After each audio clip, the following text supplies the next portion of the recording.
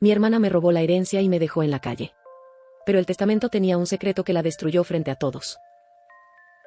¿Hasta dónde puede llegar la ambición? Yo pensaba que había límites, que la sangre pesaba más que el dinero. Me equivoqué. A veces, la traición no viene de un extraño. Viene de la persona que creció contigo. Cuando mis padres fallecieron, el mundo se me apagó. No solo por el duelo. También porque, de golpe, todo quedó en el aire, la casa familiar y un pequeño negocio que ellos levantaron con años de trabajo. La idea era simple. Justa. Dividirlo todo en partes iguales entre mi hermana y yo. Eso fue lo que se dijo. Eso fue lo que yo creí. Pero mi hermana ya estaba pensando otra cosa. Ella siempre tuvo esa forma de moverse, sonreír, hablar suave, parecer razonable, mientras por debajo acomodaba las piezas a su favor. Yo lo había visto antes con cosas pequeñas. Discusiones familiares, decisiones, dinero prestado. Pero nunca pensé que sería capaz de hacerlo con algo tan grande. Con la herencia, no tardó en mostrar quién era realmente. Al principio fue, ayuda. Yo me encargo de los abogados, tú estás muy afectada, me dijo. Yo reviso los papeles, tú descansa. Yo estaba quebrada por la muerte de mis padres. Dormía mal, comía por inercia, respondía mensajes como un robot. Y en ese estado, su ayuda parecía un alivio. Hasta que dejó de parecer ayuda y se volvió control. Empezó a manejar todo, documentos, cuentas, citas, llamadas. Incluso me decía cuando debía firmar y que no era necesario leer, porque era puro trámite. Hubo un día que no se me olvida. Me puso un folder en la mesa y dijo: firma aquí, es para acelerar lo del negocio. Yo dudé. Quise leer. Me sentía mareada, lenta, como si la cabeza me caminara en cámara lenta. ¿Qué es exactamente?, pregunté. Ella soltó una risa ligera, de esas que te hacen sentir exagerada por cuestionar. Lo de siempre. Si no firmamos, esto se alarga meses. Y yo firmé. Ese fue el inicio del derrumbe. En cuestión de semanas empezaron a pasar cosas que no encajaban. Cartas que no me llegaban. Llamadas que ya estaban resueltas. Un abogado que de pronto me trataba como si yo estorbara. Hasta que un día fui al negocio y el encargado me miró raro, casi con lástima. ¿Usted qué hace aquí?, me dijo. La nueva dueña nos avisó que usted ya no tiene nada que ver. Sentí que se me heló el cuerpo. ¿La nueva dueña?, repetí. Y ahí lo entendí. No con la cabeza, con el estómago. Como un golpe. Yo todavía intenté pensar que era un malentendido, un error, una confusión administrativa. Me negué a aceptar la realidad porque la realidad era demasiado sucia. Pero no era un error. Era un plan. Mi hermana había manipulado documentos, había movido cuentas, había convencido a la gente correcta, y había usado mi duelo como la ventana perfecta para hacerme a un lado sin resistencia. Cuando por fin me enfrenté a ella, no gritó. No se alteró. Solo me miró como si yo fuera una molestia. No dramatices, me dijo. Yo estoy salvando lo que mamá y papá dejaron. Tú no sabes manejar esto.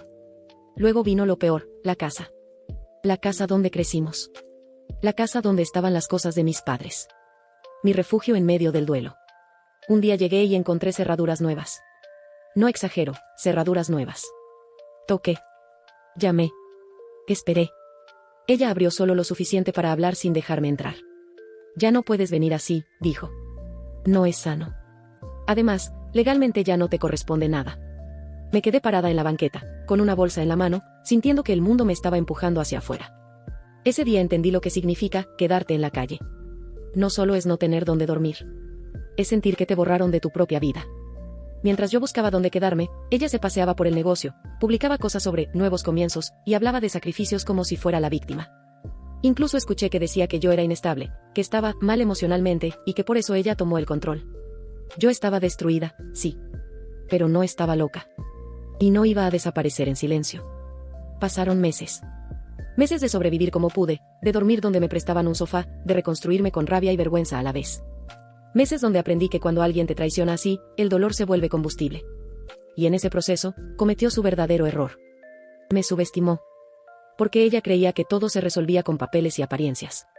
Y no sabía algo que mis padres habían hecho sin decirlo en voz alta. Mis padres dejaron más que dinero. Dejaron un testamento real. Completo. Y dentro había una cláusula que mi hermana nunca leyó con atención, porque se creyó intocable. Yo lo supe por un detalle mínimo. Un antiguo conocido de mi padre, un hombre serio, de esos que no hablan de más, me buscó cuando supo lo que estaba pasando. Tus papás no eran ingenuos, me dijo. Tenían miedo de que esto pasara. Y lo dejaron escrito. No me dio el testamento en ese momento. Solo me dio una dirección. Un nombre. Un despacho. Cuando llegué, el abogado que me recibió no me miró con pena. Me miró con claridad. Su padre dejó instrucciones muy específicas, dijo. Y sí, usted está nombrada. Yo sentí que se me aflojaban las piernas. Durante semanas reunimos pruebas. No, rumores. Pruebas, firmas, movimientos, fechas, documentos alterados, transferencias. Todo lo que ella creyó que nadie conectaría. Y entonces llegó el día. Una reunión formal. Abogados. Familiares. Testigos. Yo llegué temprano, con un nudo en el estómago. Mi hermana llegó como reina. Vestida impecable, segura, arrogante, como si fuera a recibir un premio, no a rendir cuentas. Saludó con esa sonrisa de «ya gané» y se sentó sin mirarme. El abogado pidió silencio. Y empezó a leer. Al inicio, todo sonaba normal, bienes, porcentajes, disposiciones. Mi hermana escuchaba relajada, incluso con esa expresión de aburrimiento de quien cree que ya sabe el final. Hasta que el abogado dijo: procedemos con la cláusula final. Ahí sentí que el aire cambiaba. No sé si alguien más lo sintió, pero yo sí. Porque cuando una verdad grande está a punto de caer, el cuerpo lo reconoce antes que la mente. El abogado leyó, claro y despacio. En caso de que alguno de los herederos intente manipular, falsificar o apropiarse ilegalmente de los bienes descritos en este testamento, perderá automáticamente todo derecho hereditario. En ese caso, la totalidad de los bienes pasará al otro heredero. El silencio fue instantáneo. Yo miré a mi hermana. Su sonrisa no se borró poco a poco. Se le cayó de golpe. Eso no aplica, dijo, intentando reír, como si una risa pudiera borrar una cláusula legal. El abogado no levantó la voz. No discutió. Solo giró una carpeta y dijo: ya se revisó. Y aquí están las pruebas. Firmas. Movimientos. Documentos que ella juró que nadie vería completos. Inconsistencias que solo existen cuando alguien mete mano. Ella intentó interrumpir. Intentó negar. Intentó hacer lo que siempre hacía: confundir, victimizarse, cambiar la conversación. Pero en una sala con abogados y papeles reales, ya no había teatro que funcionara. La realidad no se negocia. En minutos, pasó de tenerlo todo a quedarse sin nada. El negocio. La casa. Todo.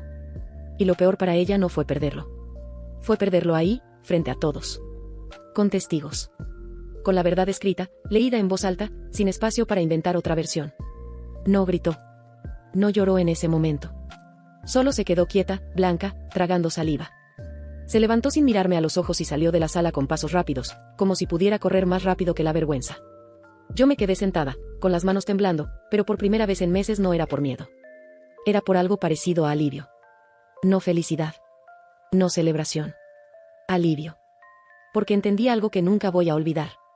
La traición te puede dar ventaja por un tiempo. Pero la verdad siempre cobra. Y cuando cobra, no pregunta si estás lista. ¿Tú qué habrías hecho? ¿La ayudarías después de eso o la dejarías sola?